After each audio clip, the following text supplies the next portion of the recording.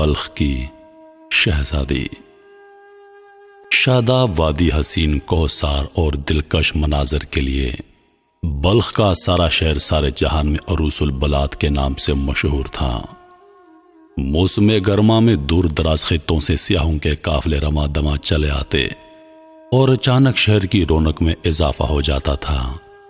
یہی جشن بہاراں کے دن تھے کہ خراسان کی طرف سے سیاحوں کا ایک کارواں اترا۔ اس قافلے میں ایک حسین نوجوان تھا۔ گردش ایام کا ستایا ہوا چہرہ ہزاروں دلکشی کے باوجود نہیں چھپتا تھا۔ پھٹے پرانے کپڑے، بکھرے بال، اداس آنکھیں۔ بہار کا موسم گزر جانے کے بعد سیاحوں کے تمام قافلے اپنے اپنے مسکن کی طرف واپس لوٹ گئے، لیکن نوجوان بلخ کی خوشگوار شام و سحر سے کچھ ایسا مانوس ہوا کہ یہیں پر سکونت اختیار کر لی۔ شاہی باغ کے قریب جھاڑیوں کے کنج میں اس نے کٹیا بنا لی اور وہیں پر رہنے لگا۔ دن بھر وہ شہر کا گشت کرتا اور شام سے پہلے اپنی کٹیا میں لوٹا تھا۔ ایک مدت سے اس کی زندگی کا یہی معمول تھا۔ باغ کے شاہی ملازمین بھی ایک فقیر سمجھ کر کبھی اس کو کچھ نہ کہتے۔ ایک دن شام کا وقت تھا۔ سورج کی آخری کرنیں کوثر کی چوٹیوں پر جھلملا رہی تھیں۔ فقیر شہر کے گشت سے واپس لوٹ چکا تھا۔ نہ جانے کیوں آج اس کا دل بے حد اداس تھا۔ طبیعت بہلانے کے خیال سے باہر نکلا اور ٹہلتا ہوا باغ میں پہنچ گیا۔ کچھ ہی دور چلا تھا کہ ایک آواز کان میں آئی، کون اجنبی چلا آ رہا ہے؟ واپس لوٹ جاؤ، کیا تمہیں خبر نہیں ہے کہ آج سلطان بلخ کی شہزادی گشت کے لیے یہاں پر تشریف لائی ہے؟ جو ہی آواز کی طرف رخ پھیر کر دیکھا، ایک ہی جلوے نے دل کا کام تمام کر دیا۔ ایک شیشہ ٹوٹا، ایک بجلی چمکی اور ایک بے نوا فقیر کا خرمن ہستی آنے واحد میں جل کر راکھ ہو گیا۔ شہزادی کنیزوں کے جھرمٹ میں آگے بڑھی۔ تلواروں کی کاٹ فولاد کی ڈھالوں پر روکی جا سکتی ہے، لیکن چشمے سحر تراز کا ایک ہی تیر نمے کش پوری ہستی کو گھائل کر دینے کے لیے کافی ہے۔ نظر کی چوٹ سے فقیر بالکل گھائل ہو چکا تھا۔ بڑی مشکل سے دل تھامے ہوئے اٹھا اور کٹیا میں آ کر بیٹھ گیا۔ دل کا شکیب تو رخصت ہو ہی چکا تھا۔ آنکھوں کی نیند بھی اڑ گئی۔ غم کی تپش میں ساری رات کٹی۔ آہستہ آہستہ عشق کی چنگاری دل کے قریب سلگتی رہی۔ شوق کا اضطراب بڑھتا گیا، یہاں تک کہ ایک زخمی پنچھی کی طرح فقیر کی زندگی ایک دردناک آزار کا شکار ہو گئی۔ کبھی کبھی مکمل سکوت، کبھی باد صبا سے ہم کلامی، کبھی مناجات سحرگاہی، ویرانے سے انس، تنہائی سے پیار، بیک وقت زندگی کا عجیب حال ہو کر رہ گیا۔ اسی عالم قرب میں کئی مہینے بیت گئے۔ رفتہ رفتہ جوش جنون کا بڑھتا ہوا طوفان تھمنے لگا۔ بالآخر کچھ عرصے کے بعد دل کی تپش ایک محسوس حالت پر آ کر رک گئی۔ اب فقیر پر مدہوشی کا وہ عالم نہیں تھا۔ اب ایک حوصلہ مند مسافر کی طرح عشق نے ہاتھوں میں چراغ دے دیا تھا اور آرزو کے شوق نے منزل کی طرف بڑھنے کی ہمت پیدا کر دی۔ حسب معمول سلطان بلخ کا دربار لگا ہوا تھا۔ فریادیوں کے مقدمات کی سماعت شروع ہو چکی تھی۔ اتنے میں ایک نقیب نے آ کر اطلاع دی، جہاں پناہ ایک فقیر آپ سے ملنا چاہتا ہے۔ غالباً وہ کوئی فریاد لے کر حاضر ہوا ہے۔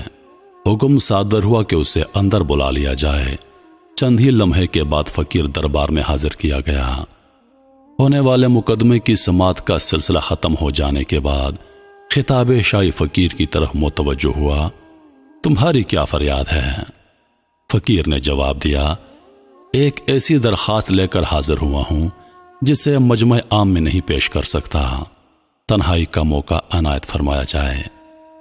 دربار ختم ہونے کے بعد فقیر کو طلب کیا گیا۔ وزیر نے دریافت کیا، جہاں پناہ کے حضور میں تمہیں کیا کہنا ہے؟ جہاں پناہ کی شہزادی کے ساتھ نکاح کی درخواست لے کر حاضر ہوا ہوں، فقیر نے نہایت جرأت سے جواب دیا۔ اب فقیر کی زبان کا یہ جملہ ختم نہ ہونے پایا تھا کہ فرط غضب میں وزیر کی آنکھوں سے چنگاریاں اڑنے لگیں۔ بھرپور برہمی کے انداز میں کانپتے ہوئے کہا، حرم شاہی کے ساتھ فقیر کی نہایت توہین آمیز جسارت ہے۔ تمہیں اپنی حیثیت کا اندازہ لگانا چاہیے تھا۔ اس ناقابل برداشت گستاخی کی تمہیں سزا ملنی چاہیے۔ سلطان نے وزیر کو خاموش کرتے ہوئے کہا، یہ مجرم نہیں ہے، اسلام کا بخشا ہوا حق استعمال کر رہا ہے۔ پیغام نکاح کے لیے اسلام میں شاہ و گدا، امیر و غریب اور چھوٹے بڑے کا کوئی امتیاز نہیں ہے۔ اس کی درخواست کا جواب تازیانوں کی دھمکی سے نہیں دیا جا سکتا۔ اسے کہہ دیا جائے کہ وہ اپنا جواب حاصل کرنے کے لیے 1 ہفتے کے بعد آ جائے۔ یہ جواب سن کر پیشانی میں امید کی تابانی کے لیے فقیر دربار شاہی سے واپس لوٹا۔ دل مبتلا کے لیے 1 ہفتے کی مدت صبح قیامت کی طرح طویل ہو گئی۔ بڑی مشکل سے انتظار کے دن کٹے۔ اس درمیان میں بادشاہ نے وزیر کو اپنی منشا سے آگاہ کر دیا تھا کہ صاف انکار کے بجائے اس نے تدبیر سے فقیر کو ٹالا جائے، یا پھر کوئی ایسی کڑی شرط رکھی جائے جس کو پورا کرنا قریب قریب ناممکن ہو۔ جب 7ویں دن فقیر دربار میں حاضر ہوا تو وزیر نے نہایت خندہ پیشانی سے اس کا خیر مقدم کیا، اعزاز کے ساتھ بٹھایا اور مہر و شرافت کی زبان میں فقیر سے مخاطب ہوا۔ شہزادی کے لیے دنیا کے نامور اور عظیم لوگوں کی طرف سے بے شمار رشتے آ چکے ہیں، تمہارا پیغام بھی انہی میں شامل کر لیا گیا ہے۔ البتہ تم اگر ایک شرط پوری کر دو تو یقین دلاتا ہوں کہ تمہارا پیغام قبول کر لیا جائے گا۔ وزیر کا جواب سن کر اندھیرے میں ایک کرن پھوٹی اور فرط شوق سے فقیر کی آنکھیں چمک اٹھی۔ بے خودی کے عالم میں بول پڑا، فرمایا جائے میرے لائق کیا خدمت ہے؟ میں شرط پوری کرنے کے لیے اپنی متاع زندگی داؤ پر لگا دوں گا۔ وزیر نے کہا، شہزادی کی انگوٹھی کے لیے سیاہ رنگ کا ہیرا چاہیے، اس سے زیادہ اور کوئی شرط نہیں۔ اس شرط کی تکمیل اگرچہ ناممکن حد تک مشکل ہے، لیکن مجھے یقین ہے کہ میں اسے پورا کر دوں گا۔ سنا ہے کہ وہ ہیرا سیاہ رنگ کے پہاڑوں کی برفیلی چوٹی میں پیدا ہوتا ہے، خدا میری مدد کرے گا۔ رات بھیگ چکی تھی، سارا شہر سناٹے کے عالم میں محو خواب تھا۔ فقیر کی کٹیا سے کبھی کبھی سسکیوں کی آواز سنائی پڑتی۔ پیشانی زمین پر رکھے ہوئے اشکبار آنکھوں کے ساتھ وہ کہہ رہا تھا، اے دردمندوں کے چارہ ساز، سلگتا ہوا دل لے کر تیرے دربار میں حاضر ہوا ہوں، حسرت کی جلی ہوئی راکھ کو زندہ کر دے۔ اے مجبور بندوں کی آخری امیدگاہ، مشکلات کے اندھیرے میں قدم اٹھا رہا ہوں، اپنی رحمتوں کے سائے منزل مقصود تک پہنچا دے۔ اپنے حبیب کی شاداب تجلیوں کے صدقے میرے رستے ہوئے زخموں اور بھیگی ہوئی پلکوں پر رحم فرما دے۔ صبح ہوتے ہوتے اس کے آنسوں کا طوفان تھم گیا۔ سجدے سے سر اٹھایا تو پیشانی کے افق پر یقین کا اجالا چمک رہا تھا۔ شاید رحمت بندہ نواز کی کوئی غیر محسوس تجلی دل کے ویرانے میں اتر آئی تھی۔ ایک عزم لیے ہوئے فقیر اٹھا اور کاندھے پر تیشہ رکھ کر آبادی سے باہر نکل آیا۔ عالم و فیشت میں شبانہ روز چلتا رہا۔ اسے اپنی منزل خود نہیں معلوم تھی کہ دل کے غیبی سگنل پر قدم آگے بڑھ رہے تھے۔ خدا کی اس وسیع کائنات میں سیاہ رنگ کے ہیرے کا ایک چمکتا ہوا نگینہ مطلوب تھا۔ چلتے چلتے ایک دن کوہسار کی وادی میں شام ہو گئی۔ ہر طرف وحشتناک تاریکی اور بھیانک سناٹا چھایا ہوا تھا۔ جدھر نگاہ اٹھتی سربفلک پہاڑوں کی دیواریں راستہ روکے کھڑی تھیں۔ حیرانی کے عالم میں ایک پتھر کی چٹان پر بیٹھ گیا۔ تھوڑی دیر بعد درندوں کی خوفناک آوازیں ہر طرف سے گونجنے لگیں۔ زندگی خطروں میں گر گئی، جان کے لالے پڑ گئے، لیکن خدا کی کارسازی پر اس کے دل کا مخفی اعتماد پہاڑ کی چٹان سے بھی زیادہ مضبوط تھا۔ کرشمہ غیب کے ایک تماشائی کی طرح وہ ساری رات جاگتا رہا۔ صبح کے وقت جو ہی آنکھ لگی، کسی نے شانہ پکڑ کر ہلایا، آنکھ کھل گئی۔ ایک بوڑھا آدمی سامنے کھڑا کہہ رہا تھا، جس راستے سے تم یہاں پر پہنچے ہو، اس کے دھانے پر کالے پہاڑ کی برفیلی چوٹی سے ایک بہت بڑی چٹان ٹوٹ کر گری ہے۔ یہ سونے کا وقت نہیں ہے اور کاٹ کر اپنے نکلنے کا راستہ بنا لو، ورنہ آج شام تک یہ ساری وادی برف کے سیلاب میں ڈوب جائے گی۔ فقیر گھبرا کے اٹھا۔ جیسے ہی وادی کے دھانے پر پہنچا دیکھا برف کی بہت بڑی چٹان راستے میں حائل ہو گئی ہے۔ سارا دن تیشا چلاتا رہا، دن بھر کی لگاتار محنت کے باوجود گزرنے کے لائق راستہ نہ بن سکا۔ سورج ڈوب رہا تھا، فقیر نے پوری طاقت کے ساتھ تیشا چلایا۔ بھرپور وار سے چٹان کا بہت بڑا حصہ ٹوٹ کر بکھر گیا۔ جمی ہوئی چٹان کے اندر سیاہ رنگ کا ایک تابیدار نگینہ چمک رہا تھا۔ فقیر نے حیرت کے ساتھ اسے کھود کر نکالا۔ ہتھیلی پر رکھتے ہی ایک کرن پھوٹی اور آنکھیں خیر ہو کر رہ گئیں۔ فقیر کا دل جھوم اٹھا۔ نامعلوم طور پر اسے یقین ہو گیا کہ یہی وہ سیاہ رنگ کا ہیرا ہے جسے گہرے مقصود کے لیے شرط قرار دیا گیا ہے۔ ایک حیرت انگیز خوشی کے عالم میں وہ بلخ کی طرف چل پڑا۔ کئی دن کے سفر کے بعد وہ بلخ پہنچ گیا۔ دوسرے روز شاہی دربار میں فاتحانہ شان کے ساتھ داخل ہوا۔ وزیر نے دیکھتے ہی ایک برہمی کے انداز میں کہا، تم پھر آ گئے، حالانکہ اس دن تم سے آخری بات کہہ دی تھی۔ شریف لوگوں کا یہ شیوا نہیں تھا۔ برہم ہونے کی ضرورت نہیں، میں شرط پوری کر کے آیا ہوں۔ یہ کہتے ہوئے سیاہ رنگ کا چمکتا ہوا ہیرا بادشاہ کے سامنے رکھ دیا۔ پہلی بار دنیا کا ایک بے مثل ہیرا دیکھ کر سارا دربار دنگ رہ گیا۔ بادشاہ بھی حیرت میں ڈوب گیا۔ وعدے کے مطابق فقیر نے اپنے حق کا مطالبہ کیا۔ اسے یقین تھا کہ شاید مقصود سے ہمکنار ہونے کی گھڑی قریب آ گئی ہے کہ پھر وزیر نے اسے تسلی دیتے ہوئے کہا، اس میں شک نہیں کہ تم نے طلب سادہ کا حق ادا کیا ہے، لیکن ایک آخری شرط رہ گئی ہے، اسے بھی پورا کر دو تو تمہاری درخواست قطعاً منظور کر لی جائے گی۔ یقین کرو، تمہارے جذبہ صادق کی آخری آزمائش ہے، بالکل آخری۔ توقع کے خلاف وزیر کا یہ جواب سن کر فقیر کے تصورات کی دنیا بکھر گئی۔ یکایک دل کی ساری امنگوں کا خون ہو گیا، لیکن وہ عشق ہی کیا جس میں ناکامیوں کی چوٹ نہ لگے۔ ہمت ہارنا راہ الفت کے مسافر کا شیوا نہیں ہوتا۔ پھر اس نے ٹوٹی ہوئی امیدوں کو سمیٹا اور وزیر سے دریافت کیا، اچھا وہ آخری شرط کیا ہے؟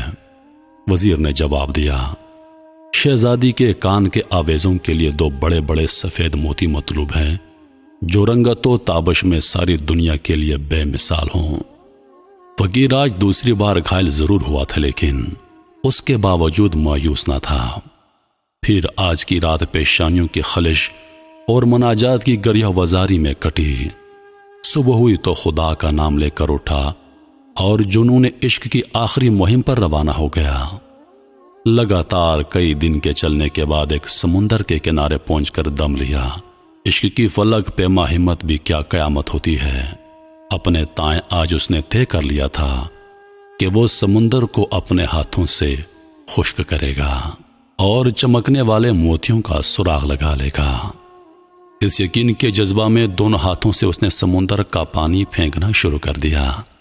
اسی عالم جنون میں کئی دن گزر گئے۔ پلٹ کر دیکھا تو پہاڑوں کی طرح سر اٹھائی موجوں کا وہی عالم شباب تھا، لیکن قربان جائیے عقید عشق کی حیرت گری کے کتنی کھلی ہوئی ناکامی کے باوجود سمندر پر فتح پانے کا عزم ذرا برابر متزلزل نہیں ہوا تھا۔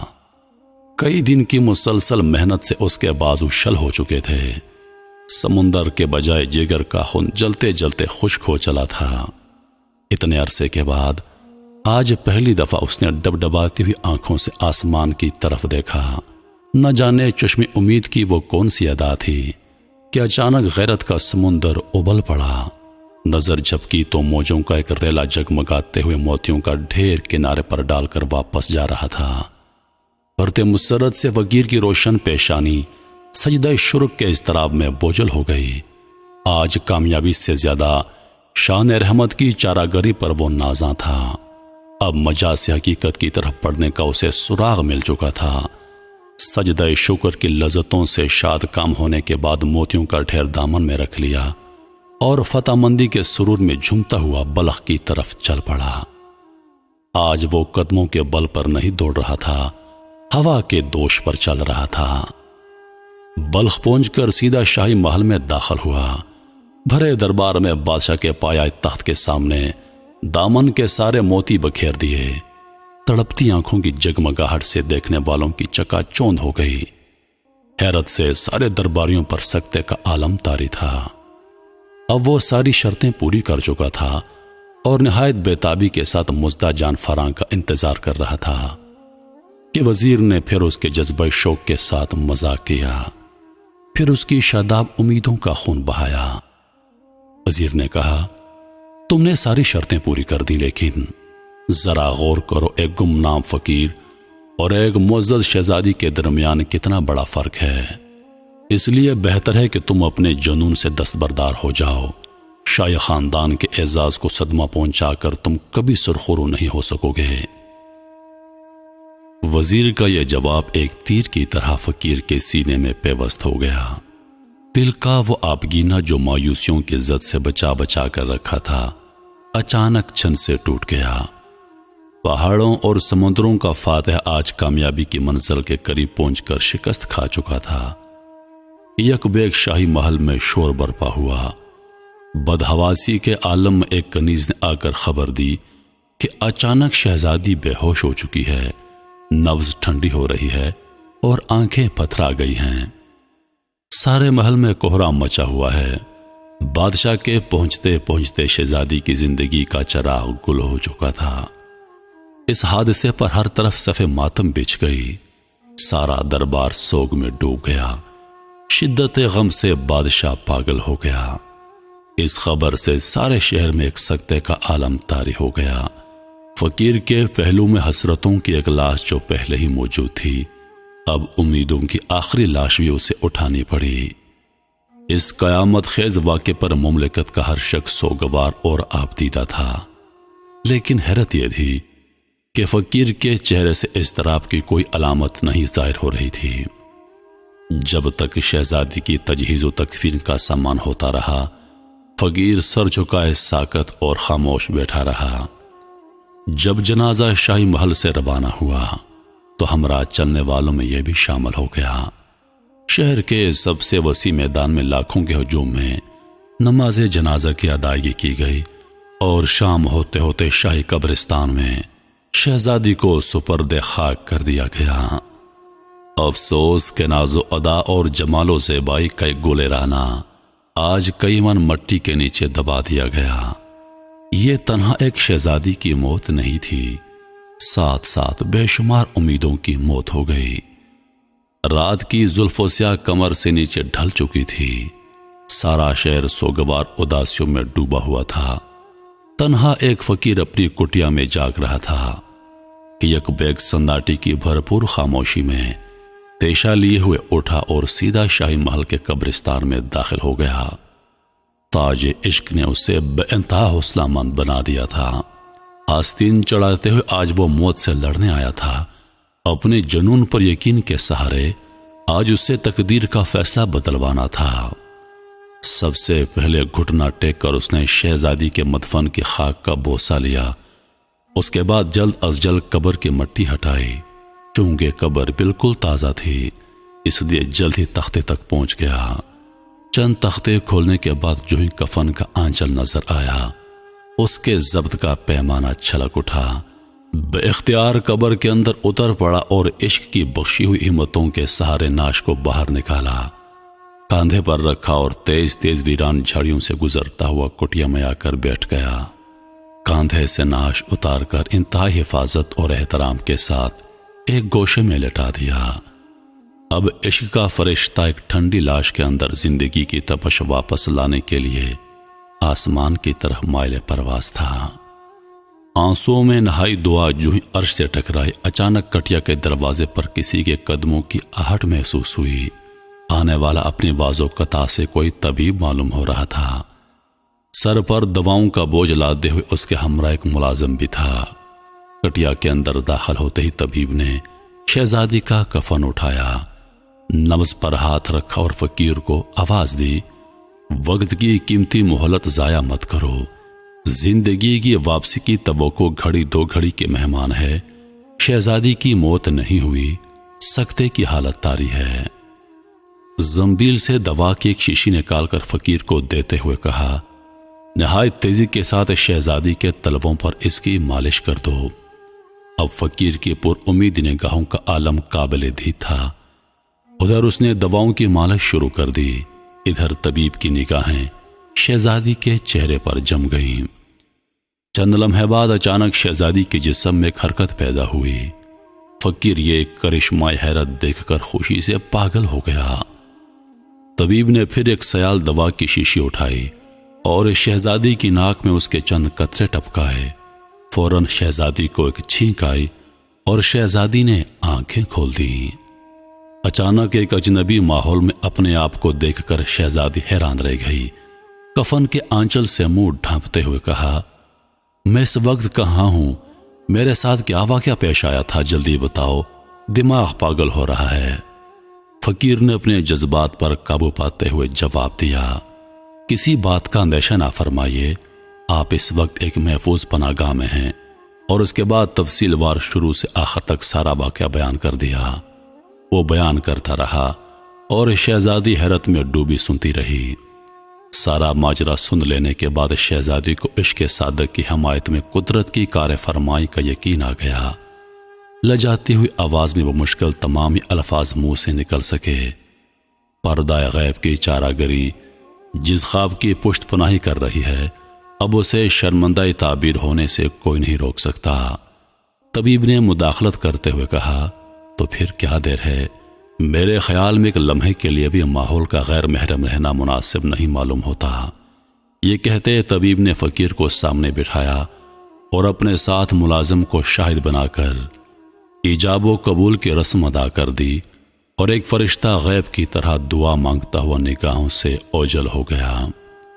آج فقیر کی فاتحانہ مسرتوں کا اندازہ لگانا مشکل تھا۔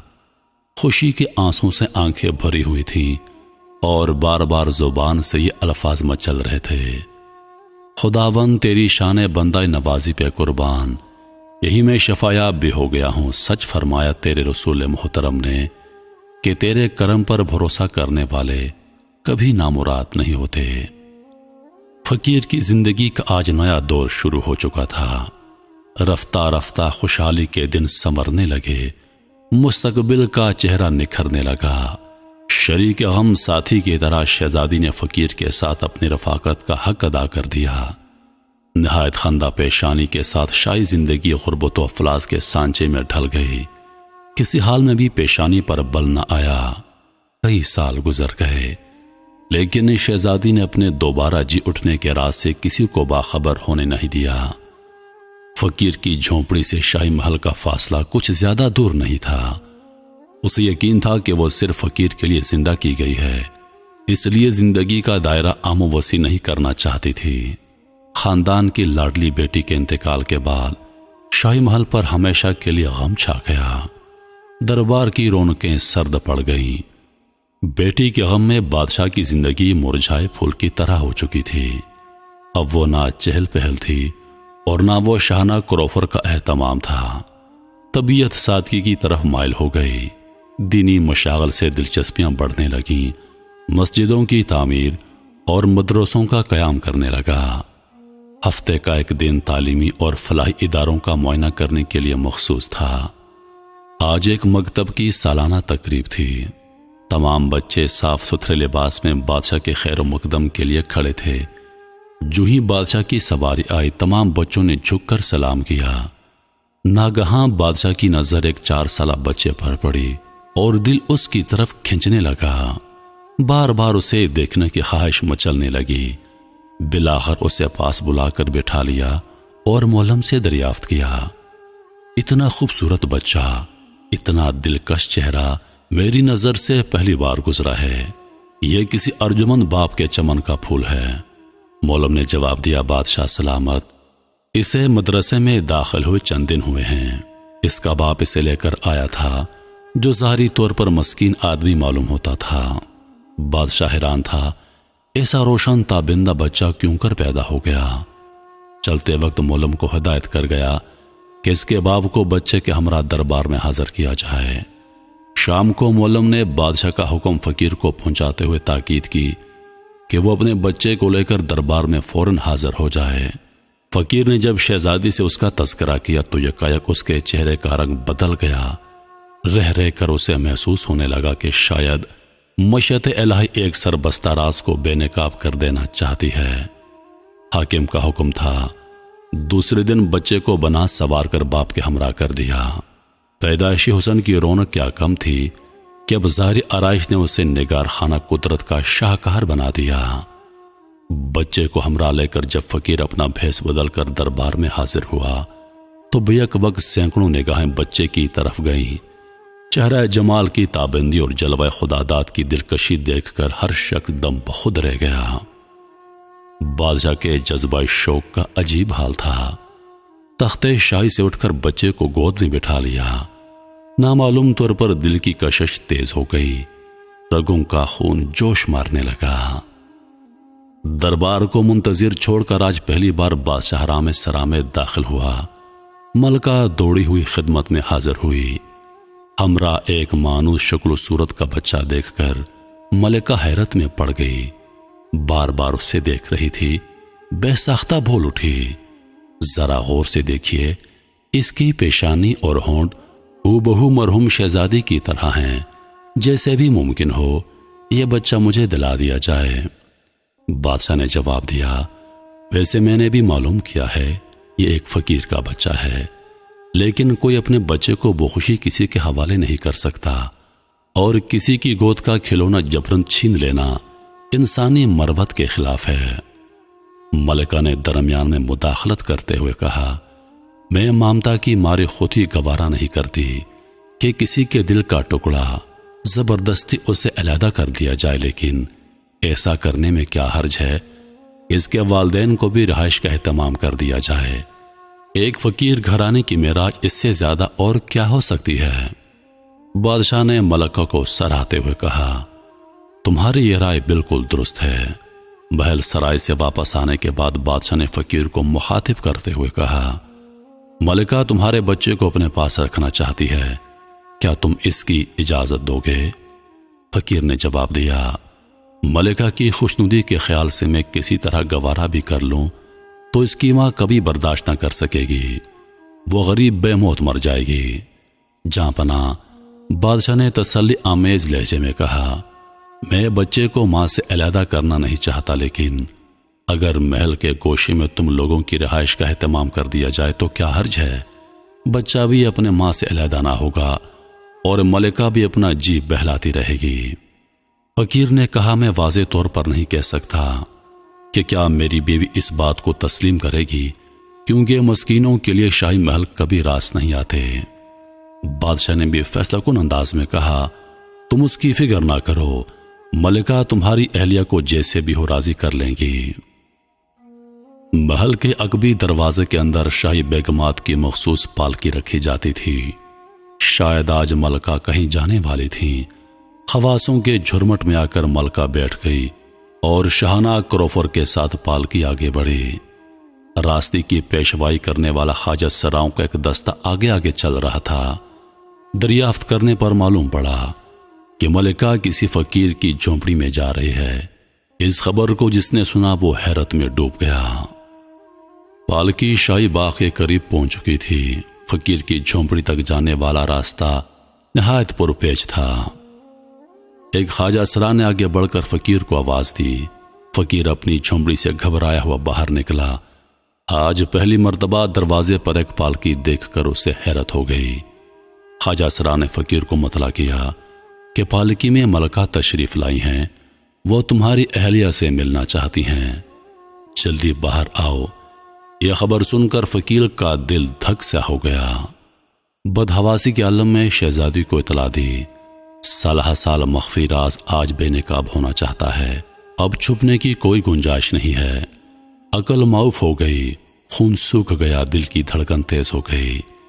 اس عالم میں شہزادی دم بخود کھڑی تھی کہ ملکہ جھونپڑی کے اندر داخل ہو گئی۔ پہلی نظر پڑتے ہی آنکھ جھپک گئی، دوبارہ کھلی تو سکتے کا عالم طاری ہو گیا۔ تھوڑی دیر کے بعد منہ سے چیخ نکلی شہزادی، فوراً دوسری چیخ بلند ہوئی۔ نظر کا مشاہدہ دل مان گیا تھا، لیکن دماغ انکار کر رہا تھا۔ دفنائی ہوئی بیٹی کیوں کر زندہ ہو سکتی ہے؟ مرنے کے بعد آج تک کون واپس لوٹا ہے؟ ایک ناممکن بات کبھی واقع نہیں ہو سکتی۔ یہ صرف نظر کا دھوکہ ہے، بیداری کا خواب ہے، یقیناً آنکھ کا کھلا فریب ہے۔ پھر ملکہ نے پاگلوں کی طرح آنکھیں پھاڑ پھاڑ کر دیکھنا شروع کر دیا۔ پھر چیخیں بلند ہوئیں، کیا واقعی شہزادی ہو؟ میری لختی جگر ہو، میری آنکھوں کی روشنی، ہائے آج میری نگاہوں کو کیا ہو گیا ہے؟ سچ بتاؤ تم کون ہو؟ شہزادی نے بھرائی ہوئی آواز میں کہا، یقین کیجئے میں سچ مچ آپ کی شہزادی ہوں، میں آپ کی وہی بدنصیب بیٹی ہوں جسے مردہ سمجھ کر دفنا دیا گیا تھا۔ کرشمہ قدرت سے میں دوبارہ جی اٹھی ہوں۔ حیرت نہ کیجئے، عشق کی غیبی توانائی مجھے عالم برزخ سے یہاں تک کھینچ لائی ہے۔ میں صرف ایک سچے اللہ والے فقیر کے لیے زندہ کی گئی ہوں، شاہی محل کے لیے میں آج بھی مردہ ہوں۔ مرتے وقت میرا یہ جملہ آپ کو یاد ہوگا، کہیں پاس ہی سے شیشہ ٹوٹنے کی آواز کان میں آئی ہے، سن لیجئے کہ مجھے مدفن کی خاک سے اٹھا کر وہ ٹوٹا ہوا شیشہ پھر سے جوڑ دیا گیا ہے۔ اس کے بعد شہزادی نے تفصیل کے ساتھ تمام کہانی سنا دی۔ دل تو پہلے ہی مومن تھا، اب دماغ نے بھی اس واقعے کو قبول کر لیا۔ اب بات جھونپڑی سے باہر نکل چکی تھی۔ بجلی کی طرح سارے شہر میں یہ خبر پھیل گئی کہ 4 سال مری ہوئی شہزادی اچانک جی اٹھی ہے۔ بادشاہ نے سنا تو فرتے خوشی میں پاگل ہو گیا۔ آگے پیچھے سارا شہر فقیر کی جھونپڑی کی طرف چل پڑا۔ نہایت شان کے ساتھ فقیر اور شہزادی کا جلوس نکالا گیا، ان کو شاہی محل کی طرف روانہ کر دیا گیا۔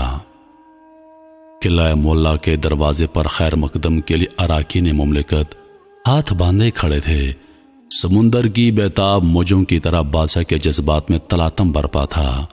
جو ہی قلعہ مولا کے سامنے فقیر کی سواری پہنچی، نعروں سے فضا گونج اٹھی۔ بادشاہ نے آگے بڑھ کر فقیر کو گلے سے لگا لیا۔ سارے محل میں خوشی کی لہر دوڑ گئی، لیکن فقیر ایک رکت انگیز تصور میں ڈوبا ہوا تھا۔ اسے بار بار یاد آ رہا تھا کہ فقیر کا خیر مقدم کرنے کے لیے اس وقت جہاں بادشاہ کھڑا ہے، اسی جگہ ایک دن فقیر کھڑا تھا اور انتہائی سادگی کے ساتھ بازیابی کی اجازت مانگ رہا تھا۔ نہایت اعزاز و توقیر کے ساتھ فقیر کو شاہی محل میں اتارا گیا۔ اب وہ فقیر نہیں تھا، سلطنت کی آنکھوں کا تارا تھا، بادشاہ کا ولی عہد تھا، بلخ کا فرما رواں تھا، لیکن نہیں، وہ اب بھی فقیر تھا۔ ایسا فقیر جس کے آگے بادشاہوں کا جلال سرنگوں تھا، تخت و تاج کا سب سے بڑا اعزاز قدم کی ٹھوکر پر تھا۔ تاریخ ولایت میں فقیر کا نام حضرت ابراہیم بن ادھم رحمت اللہ علیہ ہے۔ محترم ناظرین، کہانی کا سبق یہ ہے کہ جب اللہ پر بھروسہ مضبوط ہو، جب اپنے اللہ پر یقین پختہ ہو، تو سمندر بھی راستہ دے دیا کرتا ہے، مردے بھی اللہ پاک زندہ کر دیتا ہے، آگ بھی ٹھنڈی پڑ جاتی ہے، پہاڑ بھی راستہ دے دیتا ہے، اور ایسے ایسے واقعات رونما ہو جاتے ہیں جن کو عقل نہیں مانتی۔ بس اپنے اللہ پر بھروسہ کیجئے، اپنے اللہ پر یقین کیجئے، وہ ہر مشکل سے آپ کے لیے راستہ نکالے گا۔ وہ ایسے ایسے واقعات آپ کی زندگی میں رونما کرے گا کہ عقل نہیں مانے گی۔ جیسے بھی حالات ہوں، مشکل ہو، سختی ہو، پریشانی ہو، بس اپنے پروردگار پر یقین کیجئے، وہ آپ کے لیے بہترین راستہ نکالے گا۔ کبھی مایوس مت ہوئیے، کیونکہ اللہ فرماتا ہے کہ مایوسی گناہ ہے۔ انہی لفظوں کے ساتھ میں اجازت چاہوں گا، اس امید کے ساتھ کہ سانسوں نے وفا کی تو اگلی بار ایک اور ویڈیو لے کر آپ کی خدمت میں حاضر ہوں گا۔ تب تک کے لیے خدا حافظ۔ اللہ پاک آپ سب کا حافظ و نگہبان۔ ہنستے رہیے اور ہمیشہ مسکراتے رہیے۔